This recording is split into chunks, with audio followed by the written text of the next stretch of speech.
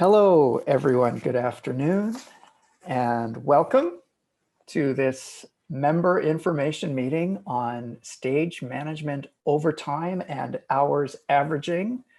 Very pleased to welcome you. My name is Scott Bellis. I'm a counselor for the BC Yukon region and your current council president. Hello, everyone. I'd like to begin by acknowledging where I'm speaking from. I'm located out in Vancouver, which is built on the unceded territory of the Musqueam, the Squamish, and the Tsleil-Waututh First Nations people. I recognize the long relationship that these Coast Salish peoples have had to the lands and waters of this area, a relationship that continues to this very day. A stone's throw away from me is a place called Vanier Park. Vanier Park is located on an area that used to be home to a village of the Musqueam people called Sanok. And if you would like to learn more about that place, you can have a look at this link that I'm putting in the chat. I'd like to begin with reading Equity's equality statement. And it goes like this. Equity embraces an open and inclusive environment and encourages respectful behavior that affirms the dignity of all individuals. Equity further recognizes our shared responsibility for vigilance in creating and maintaining this environment. Any behavior to the contrary will not be tolerated by the association. Equity further recognizes shared history with Indigenous First Nations, Inuit, and Métis peoples in Canada. In honor of those that have gone before us, Equity commits to working toward understanding and actionable practices of reconciliation. Okay, a little bit of housekeeping stuff. There will be a PowerPoint presentation, and if you're a member who is using ASL interpretation, you need to check the side-by-side option under View Options at the top of your screen. Then you can make the presentation window bigger or smaller. If you are having issues, please send a private chat to the Equity host. As per our usual practice, this webinar is being recorded and will be made available to members later. It'll be posted on the website. We will have a number of sections to this presentation. There will be time for some questions at the end of each section. We will also have an open Q&A at the end of the session. If you have questions for our guests, our panelists, please feel free to post them in the Q&A section rather than in the chat, or use your raise hand option to ask your question live. All right, I think that's all the housekeeping stuff. Thank you for your attention to that. I will now pass you over to our Executive Director, Arden Ryshpan. Hello, Arden.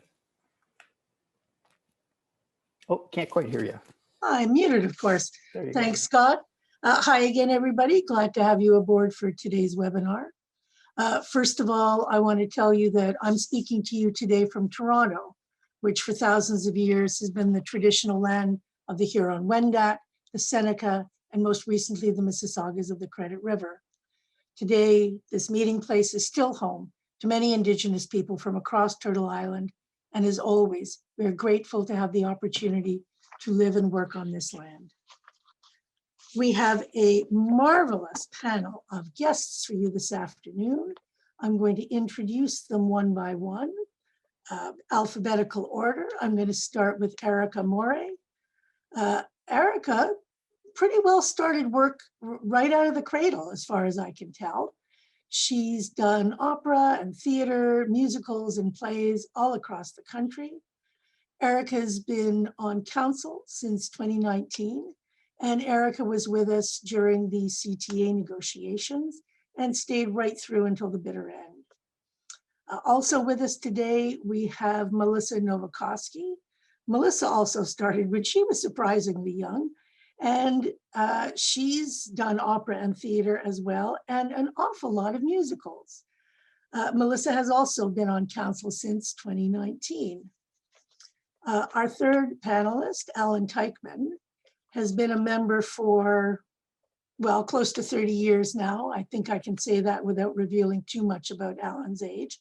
And he's had a wide variety of stage management experiences, but has been a stalwart member of the Shaw Festival family for many years now. Allan was first elected to council in 2003 and then served as your council president from 2006 until 2018.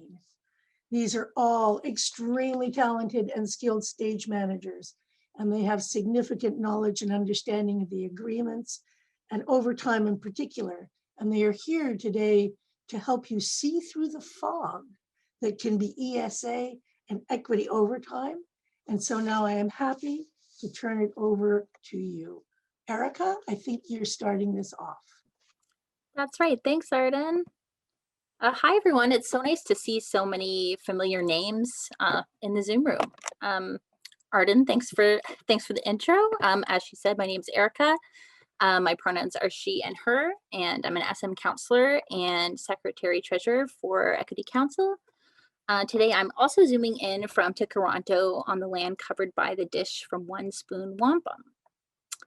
So yeah, that brings us to why we're here. As you probably already know, a few months ago, Equity's SM committee launched a survey around SM contract compliance experiences in the areas of overtime, penalties, and appropriate compensation. The survey was distributed to all members in good standing who have had an SM contract since 2016. And the goal was to gather information that might help Equity Council and staff learn how to better support SM members in this area. So yeah, while we're currently in the process of analyzing this data, and we'll have a report for you soon with all the info, it was immediately clear that this was a key area of concern, friction, and misunderstanding for our members. Almost 55% of you reported problems with engagers recognizing or paying contractually required overtime/penalties, ESA overtime, or complying with other contractual terms in the past 5 years. Of those who reported having issues, 79% showed that they experienced pressure not to claim or pursue payment by either engagers, other members, or both. These numbers point to a pretty concerning cultural trend where stage managers feel they cannot or should not claim what they're owed. Indeed, 48% of respondents agreed strongly with the statement that there is a general expectation that stage managers will work until the work is done without concern for payment. Yikes. So yeah, beyond this cultural issue, it also was clear to us from the open-ended comments on the survey that there is a great deal of misunderstanding about overtime and penalties in general. So we organized this meeting in the hopes that as a first step, we can try to clear up some common misconceptions from within the membership to try and get stage managers on the same page about this stuff. Down the line, we also hope to bring engagers into this important conversation. And yeah, so before we get into sort of the meat of the presentation about this, Alona is going to pull up a poll question to help us get a sense of who's in the room and how confident we all feel in our understanding of overtime and ESA going into today. So yeah, you can go ahead and launch that, Alona. Awesome. So I'll just give it like a strong 30 seconds here, and then I'll end the poll. Okay, it seems like the numbers have more or less stopped here, so now I'll share the results. So 78% of you said that you could use a refresher, which is great. That's kind of what the first bit of this is about. And then as we go on and Allan takes us through the timesheet, we'll have time for sort of more specific questions about this stuff. So that's great. At this point, I'll pass things over to Melissa. And just a quick note to say that you may see some of our videos appearing and reappearing during the session. The presenters will have our cameras turned off when screen sharing is happening so that the ASL interpreters can be seen. So yeah, I'm going to go off and hand it to Melissa. Hi, everyone. I'm going to take you through a little bit of information about overtime and penalties. I'm joining you today from Winnipeg, which is Treaty 1 territory and the homeland of the Métis Nation. All right, so here I go. I'm going to share my screen and turn off my video, and we'll work our way through this presentation.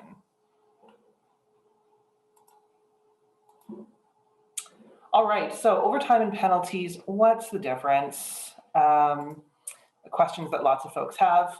So first we're going to talk about contractual overtime, overtime is the payment for excess work hours.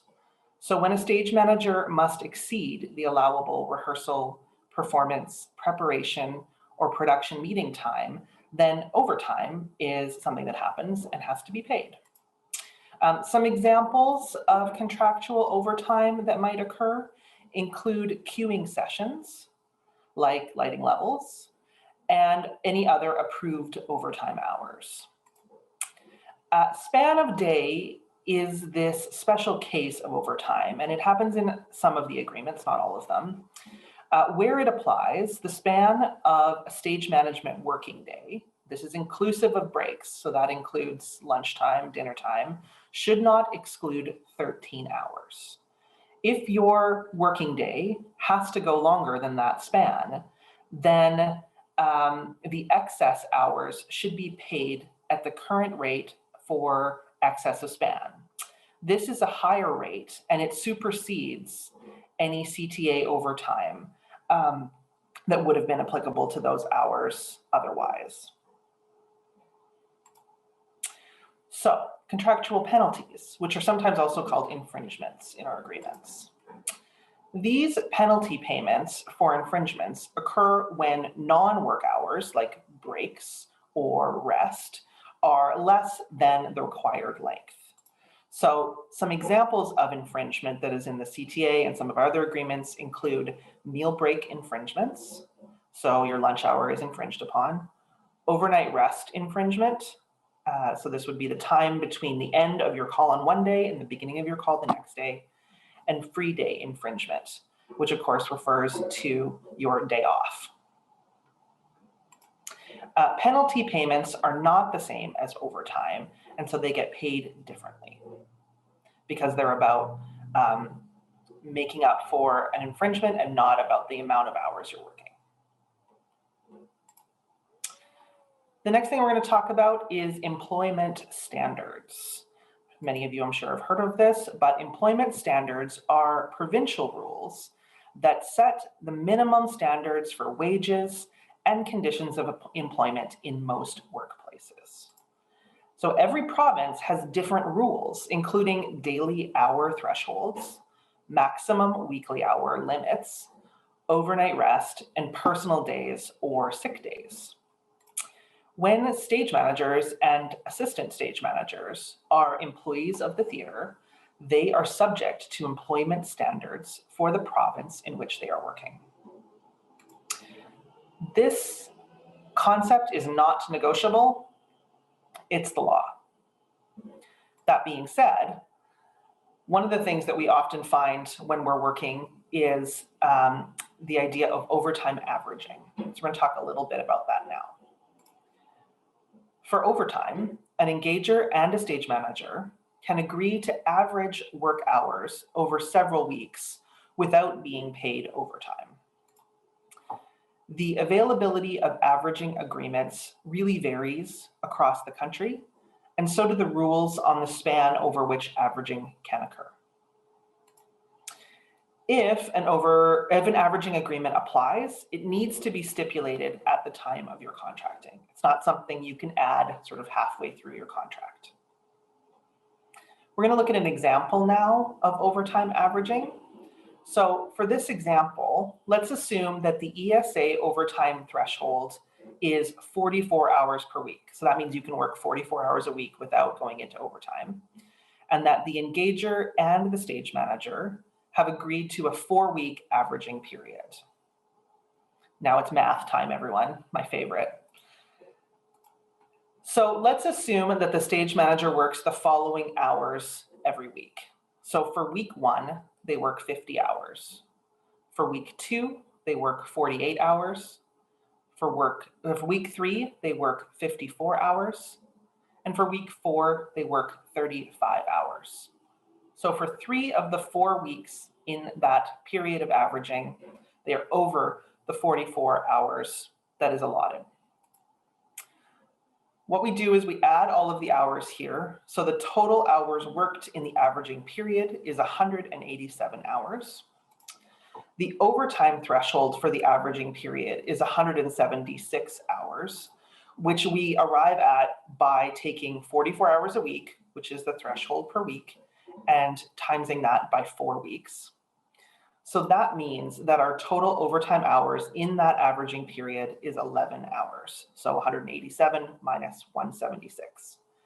If we didn't have the overtime averaging example, a total of 20 hours would have been paid for overtime in this period because it would have been paid every week. I'm going to turn it over to Erika now, who's going to talk a little bit about the principles of overtime. Thanks, Melissa. Here I am. Melissa's going to operate this slide for me. So yeah, principle 1 is prior approval. So you must secure engager approval of overtime and penalties before they occur.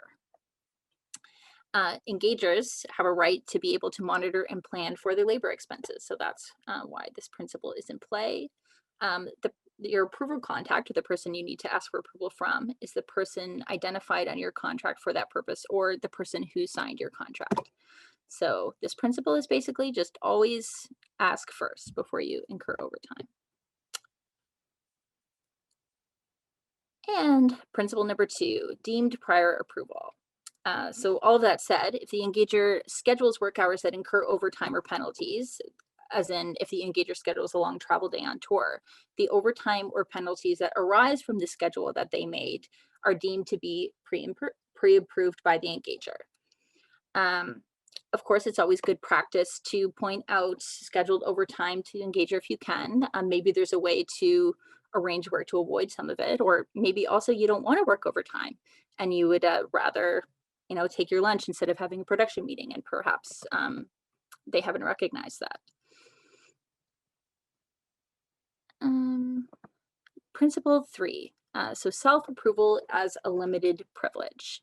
Some agreements allow an SM to self-approve overtime in certain instances. It is a limited privilege for the SM to be able to tackle immediately necessary work at a time or in circumstances when the engager cannot be contacted to secure prior approval. So this kind of work must be necessary for the safe and efficient running of the production at the time it is done. So you should ask yourself, does this really need to happen now? And is there somebody that I can reach? And principle 4, responsible arrangement of workload. So you have an obligation to arrange your workload so that if reasonably possible, it can be done at times that do not incur overtime or penalties. So just schedule to avoid overtime when you can. Principle 5, requirement to attend. Stage managers and the ASM, if appropriate, are required to be present at all scene change rehearsals and cueing sessions for the production, which will come under the supervision of that same stage management team during rehearsals or performances. So you can't be asked to be absent from these necessary rehearsals or tech sessions, or not do the work required for the safe running of the production in order for the engager to avoid payment. So if you need to be there and it's overtime, you need to be paid for it. Principle 6 is the obligation for timely claim and payment. So you have an obligation to file the claim for overtime and penalty amounts in a timely manner at the end of the week or at the top of the following week. Engagers have a right to know about extraordinary expenses without unreasonable delay. And the engager has a similar obligation to pay the claim on the next available pay cycle. So do your timesheet on time and receive your payments on time. And yeah, probably the most important takeaway from this bit is if you have overtime issues, concerns, or questions, the best thing to do is to contact your equity business rep right away, and they can help you sort through it. Any questions about any of that any of our panelists can answer?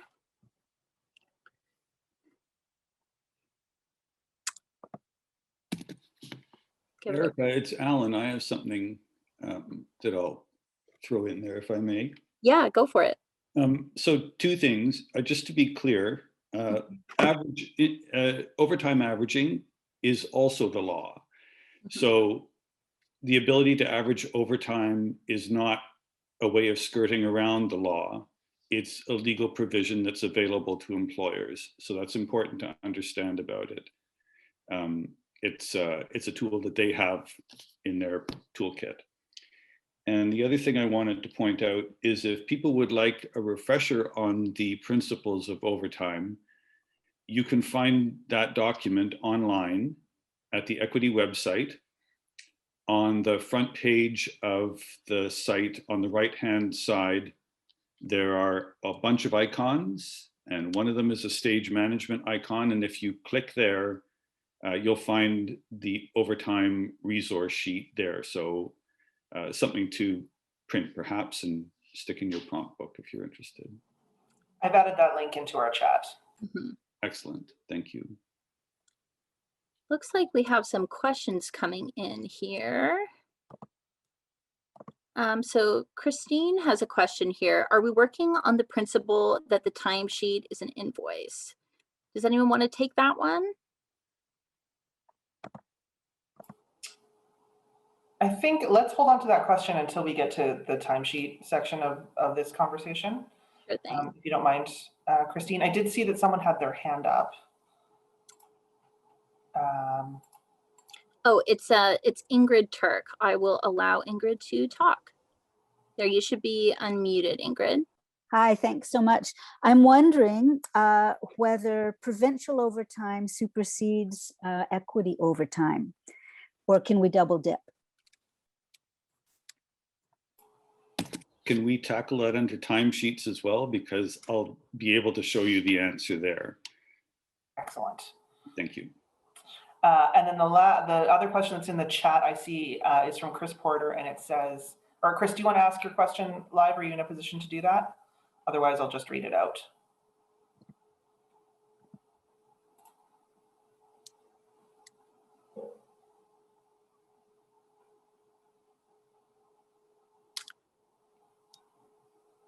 Okay, I'm just going to read it out. So the question is ESA averaging actually an agreement between engagers and stage managers, or is it dictated by law depending on the engager?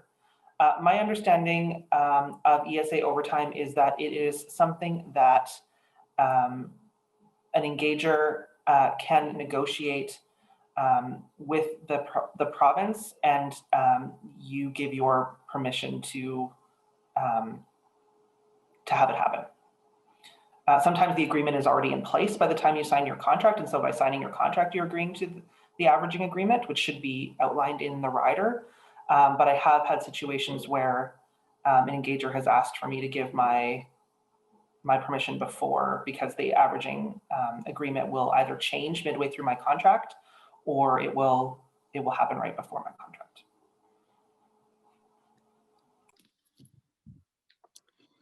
I've got another question from Sarah O'Brien, so I'm going to allow you to talk now, Sarah.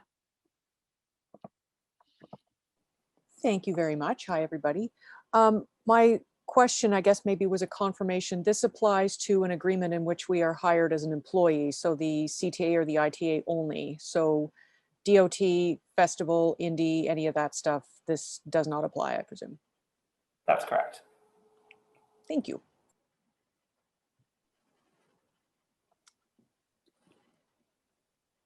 We've also got a question here in the Q&A from Rebecca Eamon Campbell. Where do we find the allowable working hours per week by province? Can engagers apply to the province to have allowable overtime hours extended? They can, and that's part of the averaging agreement. And you can find that information on your provincial employment standards website. So when I was prepping for this course, I was looking at Manitoba's and BC's and Ontario's, but if you just search up employment standards for your province, there will be information about that.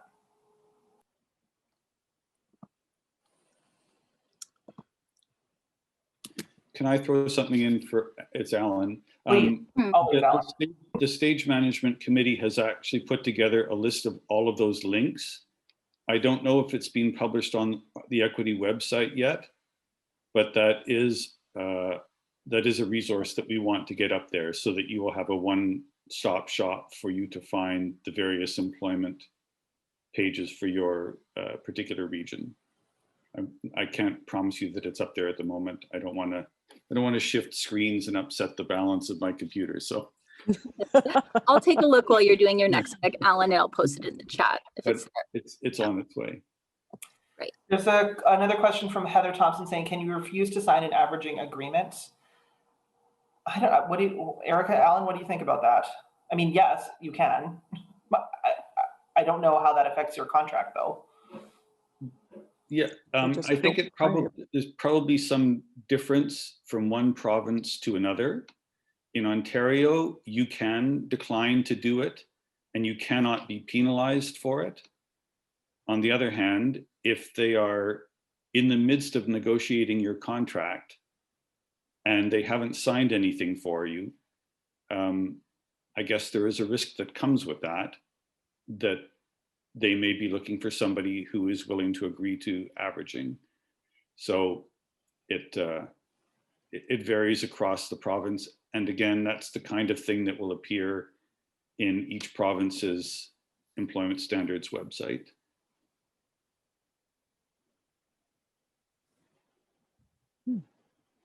All right, well, why don't we move on to the timesheet, and we'll keep a close watch on the Q&A to see if there's other questions. We'll also have a larger open Q&A session at the end. So if there's anything that we missed in the chat or the Q&A, we'll try and catch that at the end. Sounds good. So over to you, Alan. Yeah. Okay. I'll be on screen very briefly because, again, once I start screen sharing, we want to give primacy to the ASL interpreter and not boot her out of the recording. So the new timesheets that are out are similar to the original timesheets that many of you will be familiar with that have been posted on the Equity website for a long time now. But we've extended them to be able to handle employment standards overtime. And under the CTA in particular, we've done this with the agreement of PACT. And it's part of the CTA agreement that employment standards overtime will be calculated based on this timesheet. And they were part of developing it and vetting it. So it has their official okie dokie, for lack of a better way to put it. I'm going to go off and start screen sharing. Give me one moment here.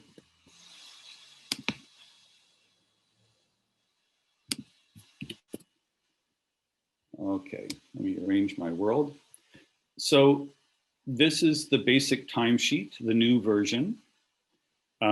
If you're wondering if the one that you have is current, this says 2021.2. If anyone is finding this, by the way, too small to view on their screen, let me know. I'm going to blow this up slightly, and that might make it a bit better for people. The timesheet has 4 tabs in it: the timesheet itself, instructions on using the timesheet, and by the way, there's going to be an update to the timesheet if there are questions that come up today where we think, oh, that would be a good instruction to put in there.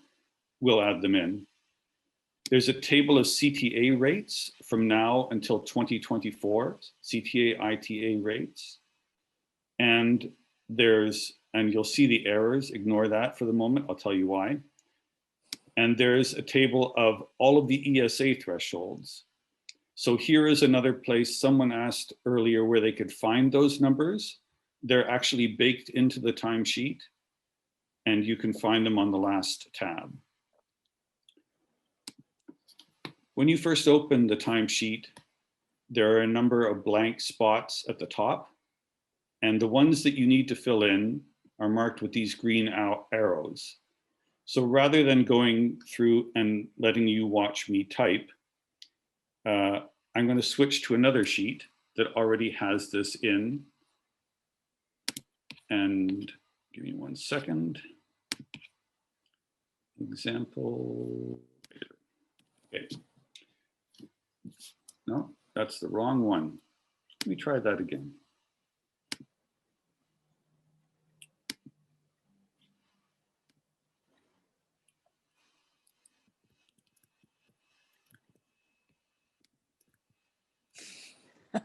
Oh, there's the one. So I have 4 of them open and only one of them has a green box around it. So there we are. So there's the basic information entered in all the boxes. For my reference, this is example regular week. Your name, your employee number if necessary. The province that you're working in is a drop-down menu. And this drop-down menu is important because it will choose the correct ESA rules for your province. There's a weekly fee entered here. I'm going to get rid of that. You can't see it, but it's hidden for privacy, but I'm going to delete it. This is what you will see when you get the timesheet, this little notation here. As soon as you put in a number, I'm going to use 1000 as a simple number and hit enter. It disappears, but it is entered and you get this flag there. This means that you don't have to worry about somebody seeing your timesheet. Whether it's TYA or not affects some of the calculations. And then finally, the last thing you put in is this date at the top. That will populate the rest of the timesheet, and it will also fill in this week of thing up here. I'm going to pause briefly and answer a question that's come up in the Q&A. It's asked if the timesheet can be adjusted to be a multi-week sheet, and the answer is no, not at the moment. If the sheet is unlocked to allow that, then it also unlocks it in ways that will allow people to unintentionally mess up the sheet. I don't mean maliciously, but you will be able to inadvertently delete formulas and so on in a way that you will regret and you'll never be able to fix. So unfortunately, at the moment, the way that Excel permissions work, you can't have the stuff that we need to have locked to make sure it stays stable and also open up the sheet to create multiple work weeks. I did look into that. I'm afraid it's just not possible at the moment. So you'll need to save a new version of this each week. Going through the week, pretty simple. Type in the activity, type in the start time, type in an end time. The hours are calculated for you, and you're going all the way through the week. Now, it's important to point out this sheet does not detect equity overtime. It doesn't detect contractual overtime. You have to tell it what the overtime is. It does detect ESA overtime, and there's a reason for that, and that is that ESA overtime is about 2,685% easier to calculate than the contractual overtime. It's just based on straight hours is hours and work is work, and that's a lot easier to do. I'm going to switch to open this up a little bit here. I think everybody can see this final column. You can see how the column is beginning to calculate ESA overtime for the province that you entered up here. I'm going to change Manitoba to Ontario for a moment. And you'll see that the calculations change. And the reason is, in this particular case, Manitoba has a daily threshold and Ontario doesn't. So Ontario doesn't calculate any daily ESA overtime. Okay. Manitoba does. If you're watching this from British Columbia, I'll go to the same thing in British Columbia. Oh, wow. British Columbia has 2 different thresholds. And let's see if there's anywhere we incur it. No, let's go into a more complex timesheet. Let's go into a Tech Week timesheet. That's everybody's favorite timesheet, right? That's when it gets awful. Hang on, Tech Week show, there we go. Let me find the right correct window. All right.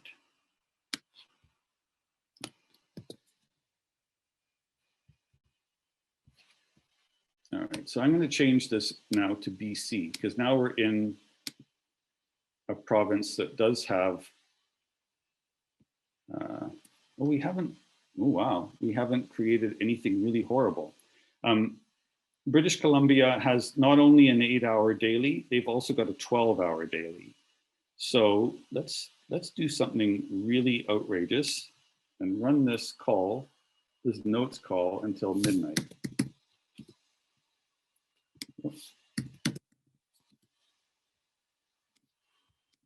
I think you have to do 12, Alan, or 24, yeah. There you go. Okay. So we just, there you can see how it works out for British Columbia. It's calculated the first 4 hours correctly. And then because you went you did an additional hour 0.8 over, it actually rounds it properly. It'll calculate that for the second overage. There's the amount you're being paid for that first overage in BC. There's the amount you're being paid for the second overage in BC. And there's the total for the day. Theater in British Columbia, it seems to be pretty expensive. I'm going to go back to Manitoba. A little bit better. And again, just to show you, Ontario, where there is no daily, again, all of those daily ones disappear. And what gets calculated is the end of week overage. In order to avoid double dipping, this gets, if anyone is like totally grossed out by the spreadsheet nerdery here, just let me know. In order to avoid double dipping, if there are daily overtime hours and ESA, let's go back to Manitoba. And let's see if we can find an example. There you go. It will adjust for the CTA overtime hours, so it's not paying both of them. According to the CTA, you get paid at the higher of the 2 rates, so it will adjust for them. You can see this says 131 here, and this is 150 there. It's because of the difference in the 2 rates. That's where the adjustment comes from. So the timesheet is designed not to charge an engager twice for the same hours. All of these codes here, I think people are already familiar with them. Span of day, we went over by a half an hour. There was an overnight rest infringement here. All the codes are listed up there, by the way. And down at the bottom of the timesheet, it summarizes all of this and gives you the total for the week. Now, there's a whole whack of new messages. Hang on a second. Let me just, I have one example of the timesheet, but I think I'd be better off answering some questions. So let me see what's coming up. Oh, all right. Yeah. Michael, is there a version of this timesheet that works with a COC agreement? Oh, Melissa is going to answer this question live. Go, I Melissa. meant to type an answer to it, Alan, but you go ahead and answer it. Okay. Not at the moment. There is a Vancouver Opera one that I built on request for the Vancouver Opera. I don't think that there is a reason that there can't be a COC one, but I understood that they had a timesheet that they were already using. And because it's only a single company, if they have a timesheet that does it correctly, it's kind of easier if they do their own. But if people are interested, I could certainly consider it. It's something that I build in conjunction also with the equity office to make sure that we're not doing stuff that conflicts with what the engager is doing. So it's a possibility, but not right now.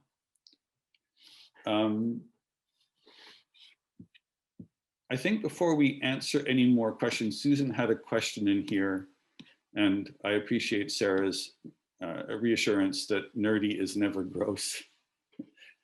You haven't seen me get started yet. I wonder if there are any questions specifically on the timesheet or the mechanics of the timesheet. Alan, there was one question early on from Christine about whether or not we can consider timesheet an invoice. Okay, so there's a couple of answers on that. As an employee, you don't invoice the theater, right? The term invoice in the CTA is used in relation to self-employment when they have to invoice the theater. However, you are reporting work hours that either under the agreement or by law, the engager is obliged to pay you for. So I guess in one sense, it is an invoice, but really what it is a timesheet saying, here are the hours I worked, and I happen to have done the calculations for you already on the formulas that we have agreed upon. So not technically an invoice, but it certainly is the record of what you have worked and what you should be paid for it. Matt McInnes talks about PEI doesn't have an averaging agreement. Again, right, so there's a time off in lieu agreement. Again, this is another legal opportunity for the engager to moderate their exposure to overtime. It's not an end run around the law, it's a part of the law. They have tools, workers have tools, that's one of them. Lindy, in Regina, politely forced to sign an averaging agreement. Yeah, that's, I don't know what the situation is in Saskatchewan in terms of choice or not. I tried to allude to the fact that that even if there is a choice, you have to consider that at a certain point in time, the engager may also choose not to hire you. I think that's pretty crappy. But once you've been hired, then I believe this is ubiquitous, but maybe not. You should not be forced to sign anything. And if you have experienced that, if anyone experiences that, get in touch with a business rep. Because essentially the engager is changing the rules after you've signed the contract. Explain the red note at the bottom right of the calculations average. Okay, good. So I was going to get to that.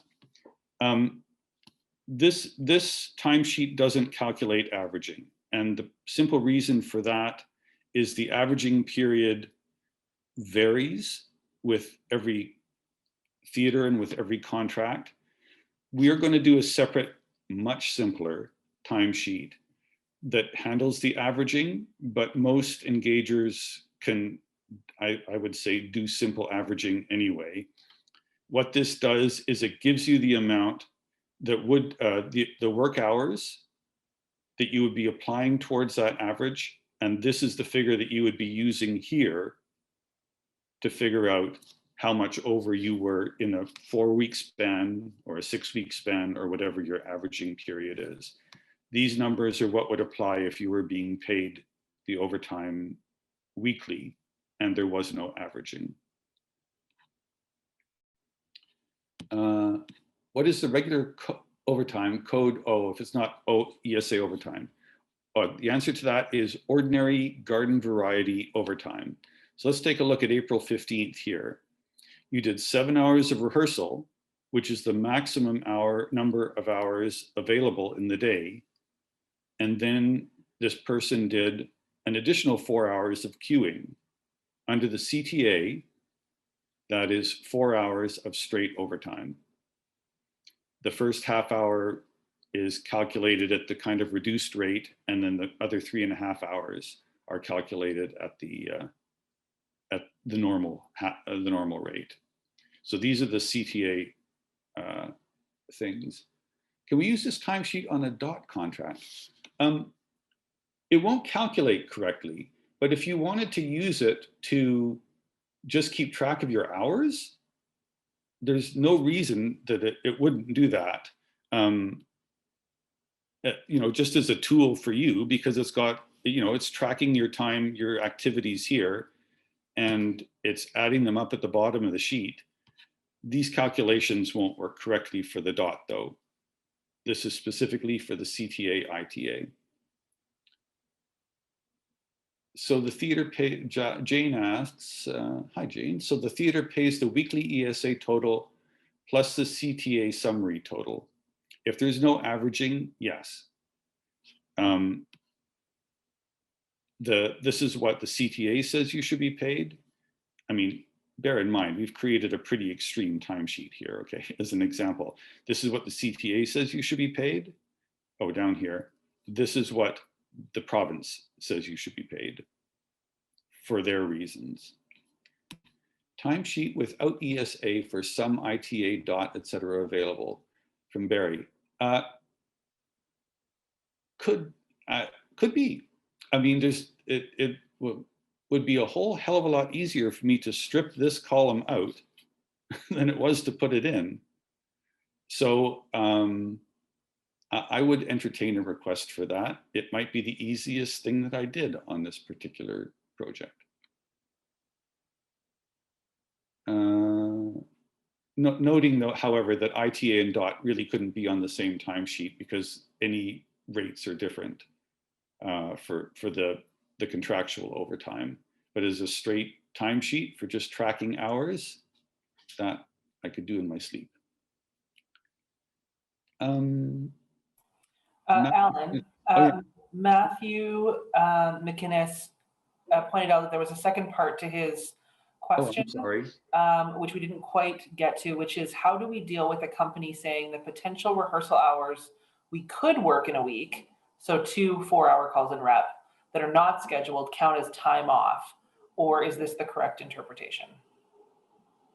If it's a CTA, ITA contract, I mean, Arden might want to weigh in on this. I don't think that that's correct interpretation, but I could be wrong about that. I haven't worked under a time off in lieu agreement in a long time. That doesn't sound kosher to me. You know, if there is rehearsal, you were supposed to be there. You can't be not, as we said very early on, you can't be not invited to mandatory rehearsal in order to avoid overtime or in order to compensate you in lieu for other overtime. So if I'm understanding your question correctly, Matthew, the answer would be no. If I'm not, please send me an email at the office and I'll thrash through it for you. I think maybe the easiest way to think about it, I'm going to stop screen sharing for a moment so I can pop in.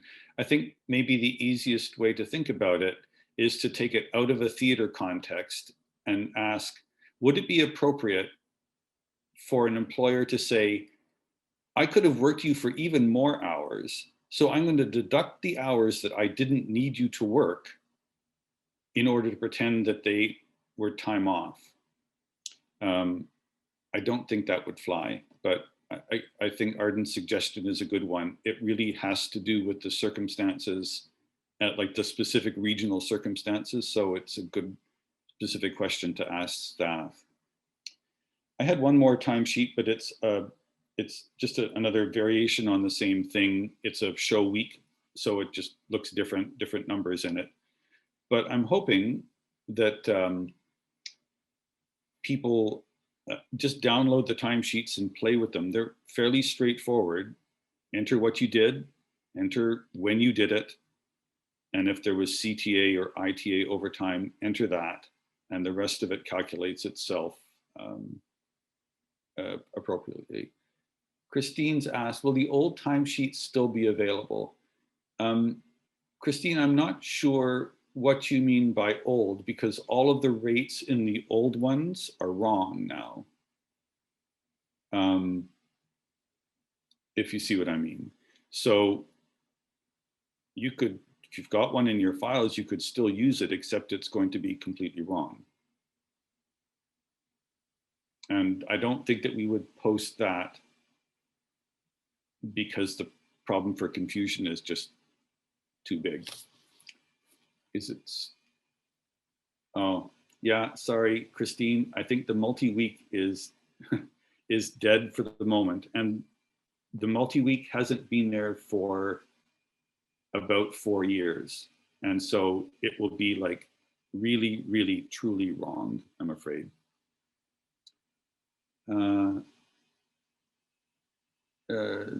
Barry Cook, still negotiable for employment as of the last, employment independent contractor as of last edition. Oh, I think this is a question about the current ITA, which is a question for Arden. That has the opportunity to have one status or the other hasn't changed in the ITA, has it? No, it has not. It is mandatory under the CTA. If an engager has a history of engaging stage managers under other agreements as employees, you would have to negotiate not to be considered an employee. And there's certainly circumstances and certain engagers who would not agree to engage you not as an employee if that has been their historical practice. But there's no change in the ITA that mandates a change in how stage managers are engaged. Bunch of questions. I mean, Melissa and Erika, cut me off when you think it's time to move on to other stuff. I think we're okay for a little bit. Okay, I'm still feel. If you work a 7-week contract, can the engager pick which weeks they average? No. They can pick the start week, but once they start averaging, the averaging period has to be consecutive. They can't go, I want to average week 1 and week 3 and week 4 and week 7. That's not available anywhere. Catherine, interested in perusing the filled in sample timesheets Alan was showing here. Would that be possible? Yeah, let's figure out how to do that. I don't know how at the moment, but I can't think of any reason why not. They're all bogus. So you can poke around with them. Can they choose the final weeks? Oh, Susan MacArthur, can they choose the final week show weeks, which would make the averaging hours lower? Potentially, they could say your first week of a 4-week averaging period is tech week, and then the next 3 weeks are all, are going to be the others. But it would mean that they're not averaging your rehearsal hours, your rehearsal weeks, which also potentially could be a benefit. Again, I think the best reference for any of this is really the provincial employment standards, because I don't want to steer anybody wrong because there's some strange thing that applies in one province or a different thing that applies in one province or territory and not in another. Heather Thompson, do you know if the timesheet can be uploaded to Google Sheets and maintained formatting? No idea. I think all it might retain is the formatting. The calculations are pretty complex. I haven't tried it. sorry, but I'm curious too. I might do that. Jane asked if there's an option to use 15-minute increments, as sometimes charging for a full half hour seems too much. You can enter a 15-minute increment, but the calculations are done on the half hour because that's what the CTA says they have to be done on. So there is no prorating overtime in the CTA. Timesheet now for our private use, or does it automatically go to the PM of the theater? In Regina, they had their own online timesheet we had to enter each week. Well, I can speak for, you can either agree with the engager to accept your timesheet, or they can have their own timesheet, I suppose, but it can't produce a different result than the one that we have negotiated as the standard. So I don't know. I think that's something to talk, maybe to talk to Arden about, because in the CTA, which governs the globe, they have agreed to use the timesheet provided by Equity Impact for that purpose. And if they're using their own version, I don't know where that stands, but it can't provide a different answer. Sorry, I think I missed this answer. The sheet is locked. So how do we calculate ESA if the engager has successfully applied for a longer allowable week? I don't think, Rebecca, that there is any province that allows a week to be longer than 7 days. If you, how shall I put this? If the engagers in Ontario, for instance, you can agree to work up to 60 hours in the week. However, overtime still starts at 44, right? I think that's an important thing. That might be a question that came up in our pre-submitted questions. But an agreement to work a longer week is an agreement to work a greater maximum number of hours in the week, not an agreement to work more free time. So again, just as an example, in Ontario, you can agree to work up to 60 hours a week. Employment standards overtime still starts at 44. And that's really, really, really clear in the legislation. That's not an interpretation thing.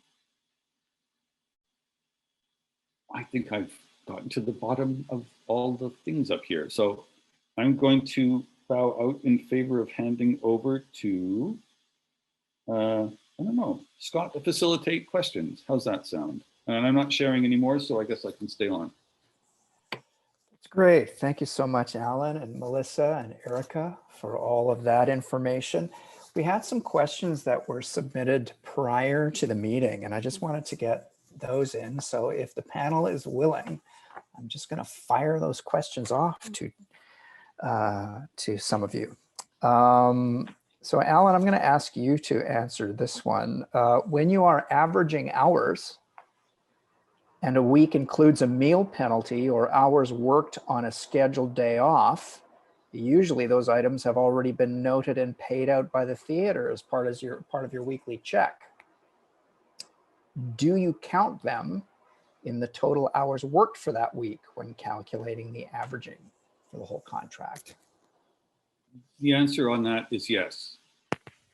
Meal breaks, overnight rest infringement, and free day infringement are all penalties. Employment standards and the CTA treat those as two separate things. So the hours you worked on the free day or the hour you worked in your lunch has not been paid for. What you got paid for was missing your lunch or missing your free day. So those don't affect overtime. The hours still carry forward. Okay, great. Thank you very much. The next question I will throw to Erika.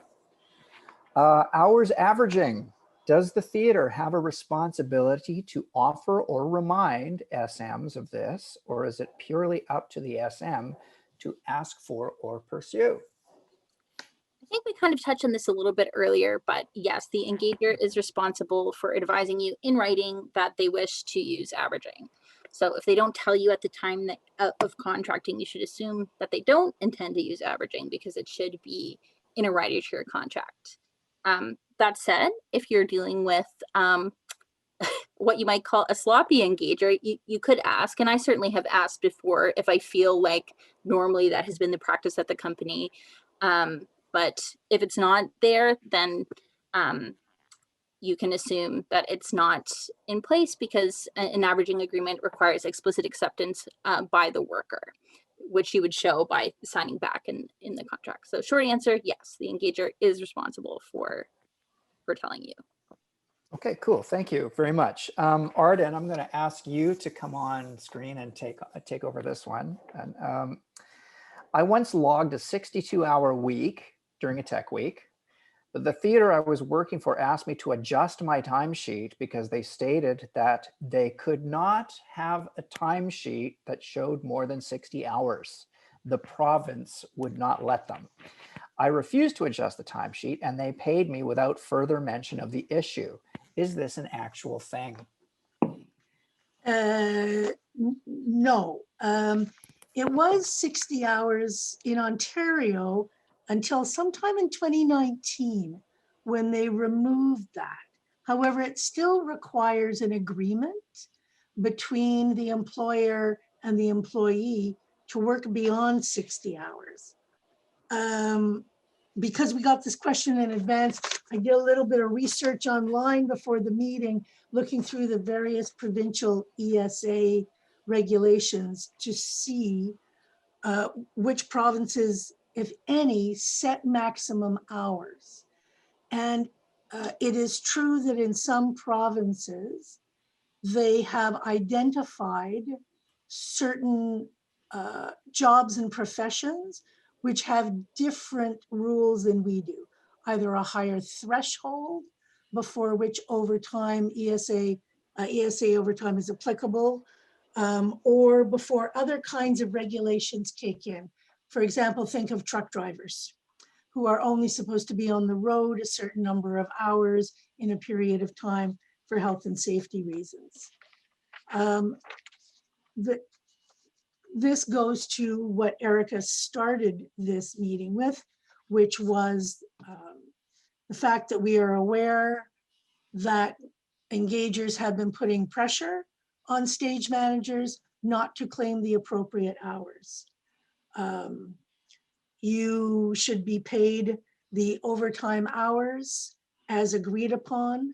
If they come and ask you to extend the number of hours before which ESA overtime is being paid, please let us know, and we will be sure to do some research on your behalf for the specific province in which you're working to see whether or not that is even allowable. But in most provinces, it's somewhere between, sometimes it's 40, sometimes it's 44, sometimes it's 48 hours, and then overtime is payable after that. So no, regardless of what is in the ESA, you put down the actual hours that you worked and you should get paid for them. Now, having said that, there really shouldn't be that many circumstances where it is necessary to put in those kinds of hours unless there is, God forbid, some sort of an emergency or something has happened. As a rule, the hours in the CTA should be sufficient to be able to accomplish the job unless there are extenuating circumstances now and then. Okay, great. Thank you very much. There's a question in the Q&A list that I'll get to then. It's from Nova Lee Thorne. Is anyone familiar with Alberta's agreements? It looks like no new averaging agreements can be made since November 2020. Can anyone confirm this? Is anybody on the panel up to speed on what's going on? with Alberta? There is a link put in there. I'm not sure. I was looking for that earlier today when I was doing some research. What is particular about Alberta, from my understanding, is there is no right to refuse overtime. And there are some limitations, I think, on the averaging periods, but I'll have to, we have a lawyer out in Alberta that we work with, and I can certainly get the information directly from him. As a rule, the labor laws in Alberta tend to favor the employer over the employee in most cases. But if you're out there in Alberta, send me a note, Nova, and I'll get the information for you as best I can. And if that's changed, we can update the timesheet, and it will we will put out a new version that will adjust, will correctly reflect that. That's a very good question. Okay, great. And then this one, Alan, is going to be for you. And I think we've touched on this a little bit. We've kind of entered into it a little bit, but here it is. My question about hours averaging has to do with records of employment. I have had ROEs recording 44 hours per week, even if I have worked less than that, specifically during contracts when there was a show call with a short running time and or less than 8 performances a week. Are we entitled to 44 hours as a baseline when hours averaging is at play, or should actual hours as per our submitted timesheets be recorded? Okay, this is a really complex question because two things are being glued together that don't belong anywhere near each other. The record of employment is a federal thing to do with employment insurance eligibility. It has nothing to do with hours of overtime. It has nothing to do with averaging. It has nothing to do with provincial statutes. So the fact that you are on an averaging agreement or you're not on an averaging agreement is immaterial. So we're now moving into a different zone. Just understand in what I'm saying that this is now about the ROE and not about employment standards averaging. I was once, okay, so there's an obligation, a legal obligation on the part of the employee to faithfully record their hours, and a legal obligation on the part of the employer to faithfully put those in the ROE. And the reason for this is simple. That's the number that determines eligibility for employment insurance. If you are underreporting hours on the ROE, you're shortchanging yourself, or the engager is, for your EI eligibility. If you're overreporting hours, you're essentially stealing from the plan. In terms of having a stock number of hours that you put in, say 44 hours per week, I'll share what I was once told, but it's not strictly according to Hoyle. If that standard number reflects what you would be doing over a period of time, if it actually averages out to that, the federal government might accept it. But they really are worried about people either losing eligibility or claiming eligibility where they aren't actually eligible.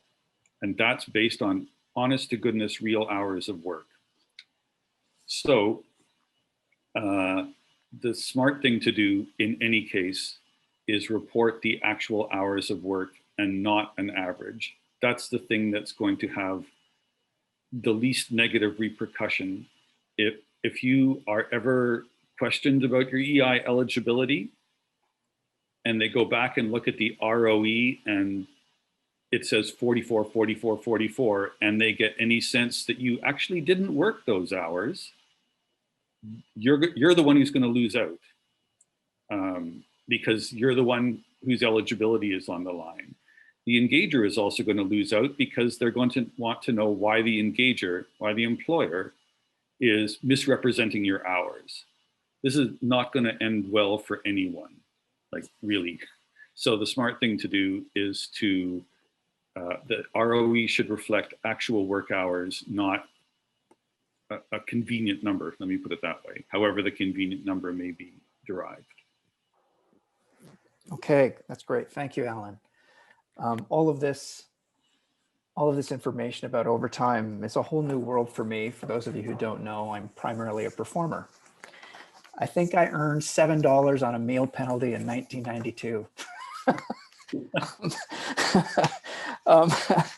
We're going to move into the last section of our presentation, and I'm going to bring Arden online again. And she's gonna talk to us about how to speak to your engager about all of these issues, because I'm sure that is a point of tension and stress for many of our stage management members. So Arden, I will throw over to you to tell us what to do, how to talk to people about this, and what to do if the rules are not being followed. Thanks, Scott. Again, this is something that Erika touched on and Melissa touched on right at the beginning of this whole conversation. You can't just decide that you're going to do endless amounts of overtime. There has to be some conversation between yourself and the engager off the top around this. So if something has come up and you need to do a few hours, the best thing to do is to go to the engager and say, look, here's the situation. X, Y, and Z has to happen. It's not possible to do it within the normal hours today. It can't be done tomorrow for whatever reason. Or if it can, then you try and find some other way of working it out rather than simply doing the overtime and hoping for the best. As they said earlier, the engager has the right to know what their labor costs are going to be. And the CTA is quite clear, the ITA, all of the agreements and policies are clear that overtime must be approved unless it's already baked into the master schedule. So you shouldn't be afraid of talking to your engager about these kinds of issues. Now, people obviously have their own ways of working.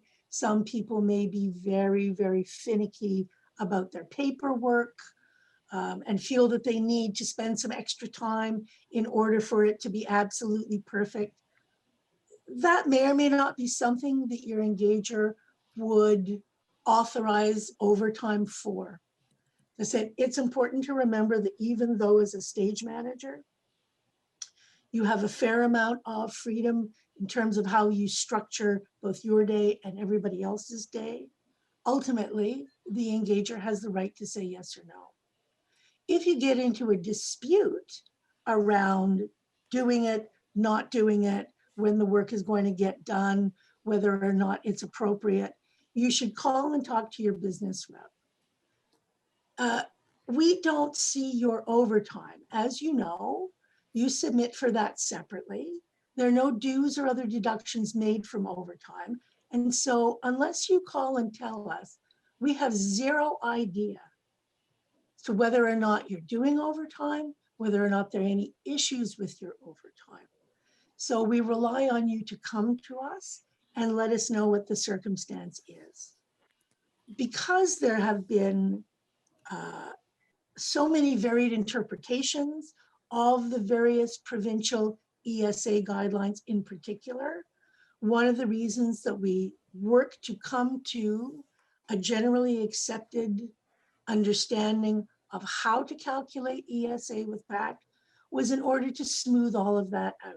You could work for two engagers in the same province and have them interpret things differently, not necessarily out of any malice on their part. That's just how they were reading things. And so these spreadsheets that Alan has spent umpteen hours developing, that's not an exaggeration, I don't think, come out of hours spent in Equity's boardroom with representatives of PACT and our lawyer trying to come to some understandings around how it is that we were going to go forward and manage the ESA circumstance.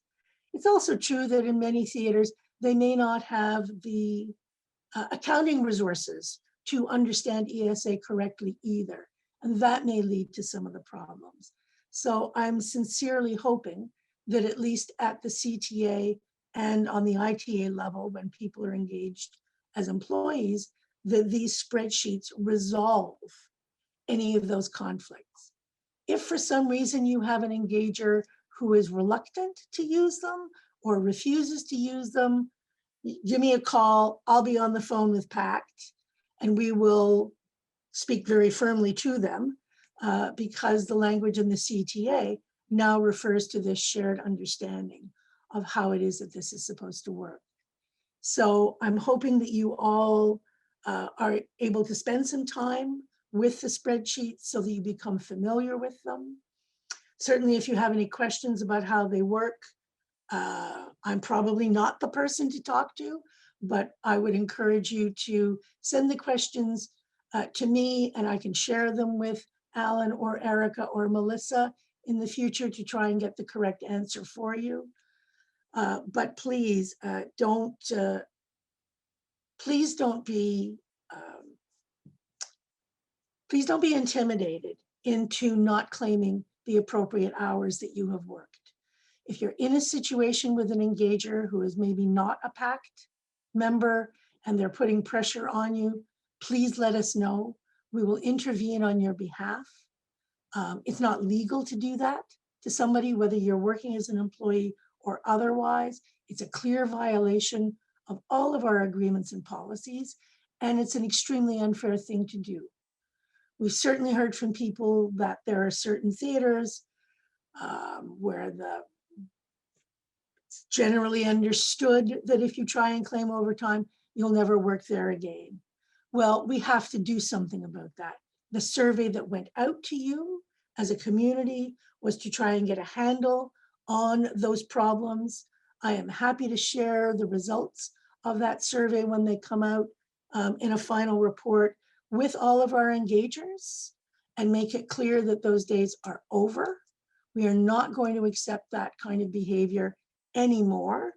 And I think we will have sufficient evidence coming out of that survey that this is a substantial systemic problem. But you do have to call and tell us, and we'll do the best we can to help you out of the situation. Okay, that's great. Thank you so much, Arden. A couple of other questions have popped up in the chat, and one is kind of pertinent to what we've just been discussing, so I'm going to read it out here. Are there recommended best practices for getting approval of overtime under circumstances where it's hard to predict it accurately ahead of time? For example, there's a note session with no scheduled end time after each day of tech rehearsal, which breaks down into smaller meetings that include the SM. Then the SM still needs to update running paperwork or do usual end of day stuff before the next day's work begins. It is in these busy times that it can be hard to have the conversation to get the overtime approved. Does any of the panelists want to jump in on that? I'll take a stab at it. I think it's very situation specific.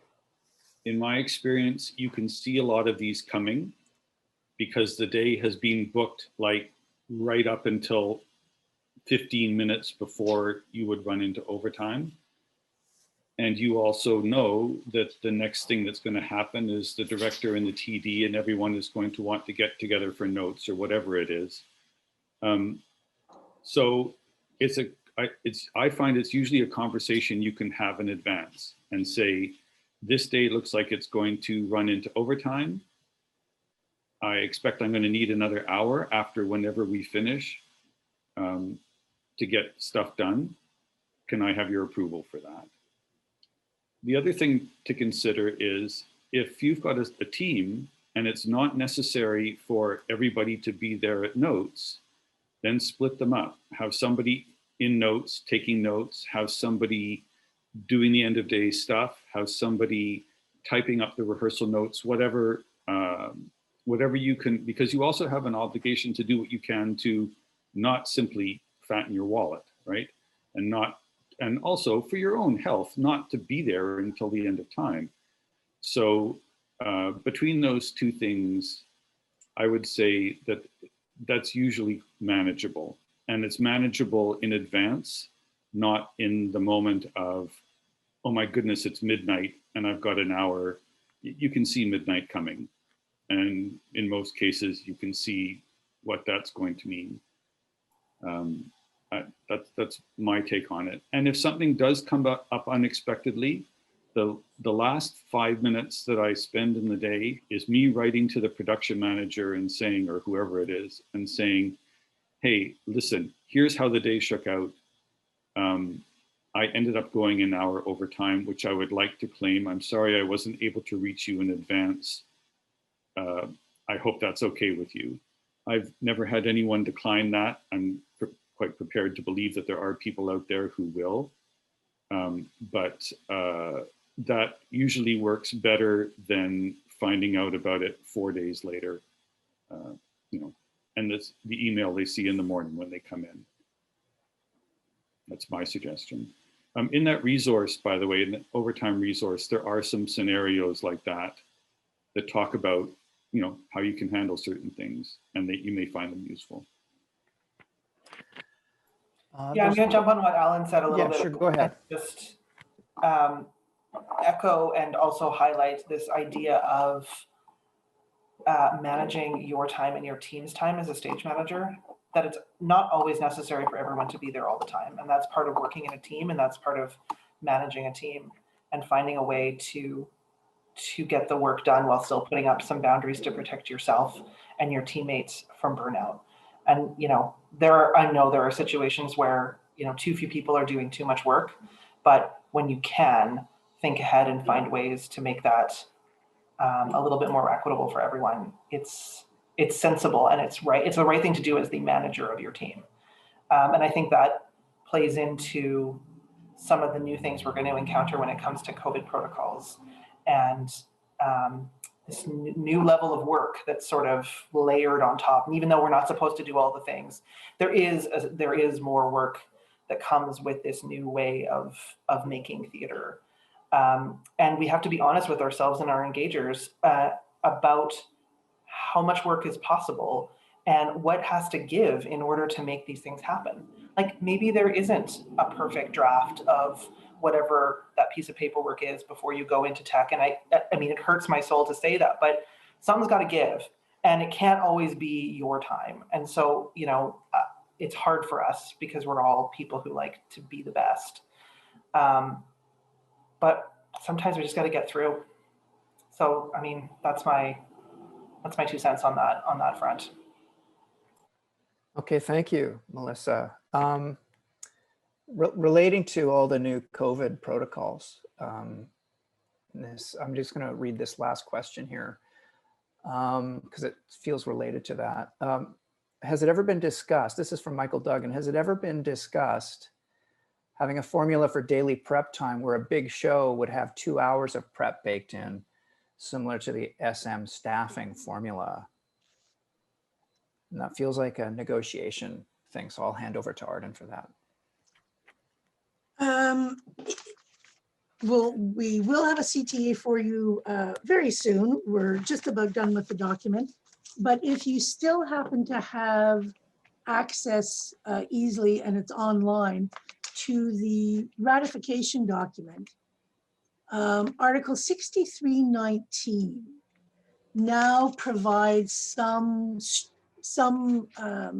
ideas around the structure of the day. Michael, it says the following are examples of how stage managers might structure their preparation time. These examples are not prescriptive, and in each case, stage managers shall not exceed the maximum preparation time allowance as stated above. Following are the maximum hours an artist may be required to work and may be used in whole or in part. And so we look at both a performance only day and a rehearsal and a performance day in that clause with examples of how the hours and the days might work. So that is, I think, getting close to what it is that you're looking for, and hopefully you will find that helpful. Again, that's new Article 6319. You can find it in the proposed changes for the CTA, and of course, it'll be in the document itself, which we're hoping will be online pretty quickly. I think we finally found the last of the typos, and it should be ready to go to the printer pretty soon. Copies will be, we are printing enough copies for stage managers who work under the CTA and the ITA. We know that a number of you still like to have a paper copy. Obviously, we're not printing anywhere near as many as we used to, but we have plans to ensure that we have hard copies sufficient for stage managers who've worked under the agreement in the last few years. All right, thank you. We're coming up to the end here. Are there any last comments from the panel regarding any of this that you'd like to throw in before we sign off for the afternoon? Go ahead, Alan.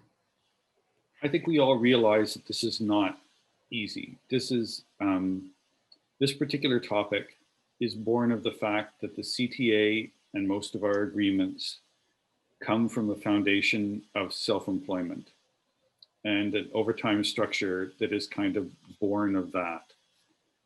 In the case of the CTA, when PACT negotiated to make all stage managers employees, which is a whole can of worms, I recognize, but it's in there now and has been for a while, then suddenly a different layer of rules applied.